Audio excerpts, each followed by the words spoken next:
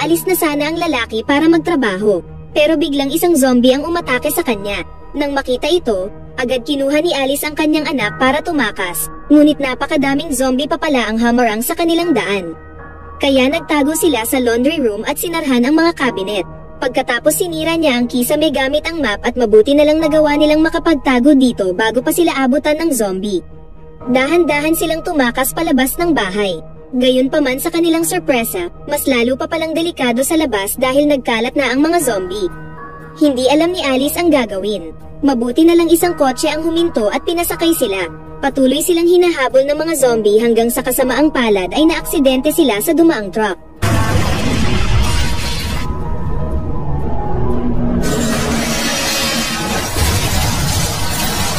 Mabuti na lang hindi sila gaanong napinsala. Nang lumabas na si Alice ng sasakyan, napakadaming zombie pa rin ang humabol sa kanila. Agad silang nagtungo sa malapit na bahay para dito magtago. Pagdating nila sa ikalawang palapag, pumasok na ang mga zombie kaya nagtago sila sa aparador. Kalaunan, isang zombie ang pumasok sa silid, mabuti na lang hindi naman sila napansin. Gayunpaman hindi pa rin umaalis ang zombie. Nag-isip si Alice ng paraan hanggang sa sinubukan niya nang harapin ang zombie para mabaling ang atensyon nito. Nang marating niya na ang doorway, nagpambuno sila ng zombie at aksidente niyang napatay ang zombie. Lumipat ang eksena kung saan si Alice ay nagising sa loob ng base ng Umbrella Corporation. Lumalabas na lahat pala ng nangyari ay isa lamang biochemical experiment gamit ang clone ni Alice. Pagkatapos pumunta na ang eksena kung saan inatake ng hukbo ng Umbrella Corp ang barkong Arcadia. Walang awa nilang pinatay lahat ng mga survivors sa barko. Ang kanilang leader ay si Jill Valentine, na dating kasamahan ni Alice. Dahil sa mechanic spider na nakakabit sa dibdib niya, malinaw na siya ay kontrolado ng korporasyon. Kalaunan pinasabugan ng Umbrella Corp ang barko at si Alice ay nahulog sa dagat. Paggising muli ni Alice, siya ay nasa base na ng Umbrella Corp. Nagpakita si Jill sa salamin at tinanong niya si Alice kung bakit daw nito trinidor ang Umbrella Corporation. Hindi tumugon si Alice kaya pinarusahan siya ni Jill. Gayunpaman hindi nagtagal, biglang nag-shutdown ng supercomputer pati ang mga security system. Pagkatapos bumukas na nga ang pinto at isang drawer na may nakalagay na mga combat suit ang lumabas mula sa pader. Medyo nalilito si Alice, pero naisip niya na magandang oportunidad ito para tumakas. Pagsuot ni Alice ng combat suit, muling nag-restart ang security system. Ilang mga pulang laser ang lumitaw sa corridor at papalapit na ito kay Alice. Pagtakas ni Alice sa corridor, napadpad naman siya sa isang simulation ng syudad ng Tokyo. Binasag ni Alice ang police car para kunin ang pistol sa loob. Sa mga sandaling ito, ang supercomputer Red Queen ay nagbigay ng utos. Stand by. Tokyo sequence initialized. Pagbagsak ng ulan, ang matahimik na kalye ay bigla na lang nagkaroon ng mga tao. Pinakita dito ang unang babaeng infected sa Japan at kung paano kumalat ang virus sa buong syudad ng Tokyo. Gumamit ang Red Queen ng mga simulation at ilang mga clone para i-recreate ang senaryo. Habang nagkakagulo sa pedestrian lane, biglang bumukas ang tarangkahan ng base. Hinabol ng mga zombie si Alice kaya nagmadali siyang tumakbo sa tarangkahan. Ngunit nahabol pa rin siya ng zombie kaya napilitan na lang siyang labanan at ubusin ang mga ito. Gayunpaman sa paglingon niyang muli, ilan pang mga zombie ang papalapit sa kanya. Mabuti na lang bumukas ang isa pang pinto at dito dumiretso si Alice. Napunta siya sa control center ng Umbrella Corp. Ilang mga malalakas na kalibre ng baril ang lumitaw. Nang kukuha na sana si Alice ng baril, isang babae ang lumapit at tinutukan siya. Siya si Ada Wong, at naglaban agad silang dalawa. Kilala ni Alice si Ada Wong bilang isa sa mga executive ng Umbrella Corp at agent din ni Albert Wesker. Pero ano nga ba talaga ang pakay niya? Sa mga sandaling ito, nagpakita si Albert sa projector at pinaliwanag niya ang lahat kay Alice. Si Albert ang nagutos kay Ada Wong na patayin lahat ng employee dito sa control center at i-shutdown ang security-based system upang i-rescue si Alice. Naiwala pala ni Albert ang control sa Umbrella Corp at napunta ito sa control ng supercomputer Red Queen. Nais ng Red Queen lipulin lahat ng sangkatauhan at pamunuan ang mundo. Ngayon kailangan ni Albert ang kahusayan ni Alice upang magsanib puwersa sila laban sa Red Queen. Sila ngayon ay nasa abandonadong military base sa ilalim ng glacier ng dating Soviet Union, kung saan mas pinalawak pa ito ng Umbrella Corp bilang bioweapon testing facility. Ang lugar na napuntahan kanina ni Alice ay ang test site ng Tokyo. At marami pang lugar ang kagaya nito tulad ng Moscow at New York. Ang pagtakas dito ay hindi madali, kaya naman, naghanda si Albert ng mga ground assault team para pumasok sa base sa pagdaan sa submarine area. Matapos ang pagpapaliwanag ni Albert, kinuha na ng Red Queen ang control sa system. Samantala, nakarating na ang assault team sa tuktok ng base at tagumpay silang magamit ang elevator. Matapos ma-install ang mga time bombs sa ventilation shaft, bumaba na ang grupo gamit ang elevator, at kabilang din sa kanila si Luther. Agad naman silang na-detect ng Red Queen kaya nag-set up siya ng ambush. Sa pagbaba ng elevator, isang spinning disc machine gun ang lumipad at madali nitong pinatay lahat ng gwardya. Tagumpay ngang nakarating ang grupo sa loob ng base. Nagmadali silang nagtungo sa Moscow test area. Sa parehong sandali, nakarating si Alice sa New York test area. Para pigilan silang dalawa, inactivate ng Red Queen ang bioweapons. Pagkatapos, nagpakita na ang executioner sa harap nila. At hindi lang ito nag-iisa kundi may kasama pa pala ito. Pumosisyon si Ada Wong at Alice sa magkabilaan at ilang saglit pa, sumugod na ang dalawang executioner.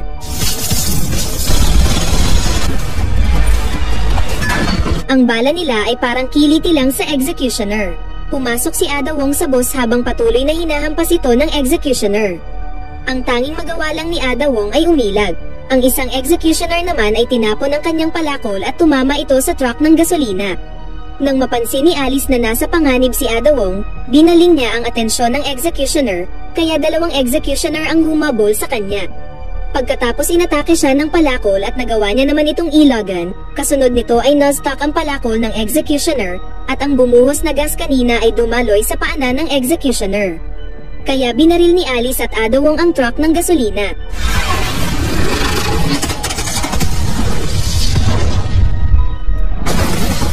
Matapos nilang patayin ang dalawang executioner, nagpatuloy na sila sa kanilang destinasyon. Samantala, nakarating na rin ang assault team sa Moscow test area at sila ay inatake ng tropa ng bioweapons. May dala silang mga dekalibreng armas pati rocket launcher. Nagtago sila sa shopping mall at sinubukang lumaban, pero masyadong marami ang kalaban at sa kasamaang palad isa sa mga kasamahan nila ay namatay. Mabuti na lang nakahanap sila ng ruta na pwedeng takasan. Sa kabilang banda, narating na ni Alice at Ada Wong ang test site ng New York, kung saan ito yung lokasyon sa simula ng pelikula. Subalit hindi pa rin nakakarating ang assault team dito. Nakarinig si Alice ng mga paggalaw sa malapit na silid. Sa unang palapag, napansin niya ang sarili niyang clone, at pagkatapos pumunta siya ng second floor. Natagpuan niya rin doon si Becky. Akala ni Becky si Alice ang nanay niya kaya niyakap niya ito. Gayunpaman tinanggap na rin ni Alice si Becky bilang kanyang anak. Paglabas nila ng bahay, sinalubong sila ng grupo ni Jill, at ilang mga pamilyar na mukha ang nandito tulad ni Rain at Carlos. Nagpanggap si Alice na susurrender, nang biglang nagpaputok si Ada Wong mula sa likuran. Pagkatapos agad silang nagtago sa loob, pero masyadong malakas ang puwersa ng kalaban at nasira nito ang buong bahay. Batid ni Ada Wong na hindi nila ito basta-basta malulusutan kaya, binigay niya ang navigation glass kay Alice at sinabing mauna na sila at siya na raw ang bahala. Samantala si Alice at Becky ay nagmadaling pumunta sa Moscow test area kung saan nasalubong nila ang isa pang clone ni Rain.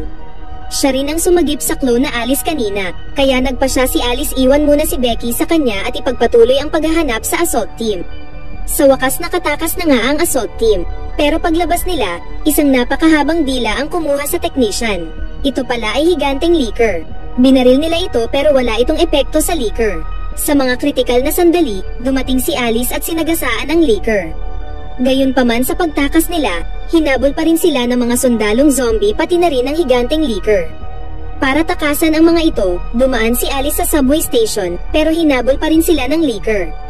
Walang takot naman si Alice dumaan sa mapanganib na daan at sinagasa niya ang mga naglaglagang konkreto at tagumpay silang napatay ang leaker. Pagkatapos, ginamit ni Alice ang navigation glass na binigay ni Ada Wong para hanapin ang shortcut patungong submarine. Ang hindi nila alam na buhay pa pala ang leakers. Kalaunan narating na nga nila ang submarine area. Pagsakay nila ng elevator, nagpakita ang leakers sabay kinuha nito si Becky.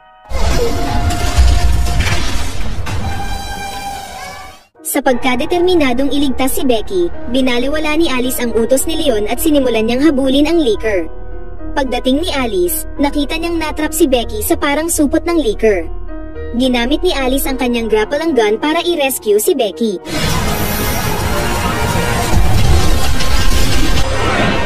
Matapos maligtas si Becky, nagtungo sila sa clonang area pero hindi nila inasahan na sinundan pa rin sila ng Licker. Tinapon ni Alice ang bomba sabay gamit ng grapple lang para tumakas. Sa parehong sandali, nakipagbakbakan ang grupo ni Leon laban sa grupo ni Jill. Sa gitna ng labanan, sa kasamaang palad isa sa mga kasamahan ni Leon ay namatay pero nakabawi din naman ito. Sa mga puntong ito napagtanto ni Leon na sasabog na ang time bomb na itinanim nila kanina.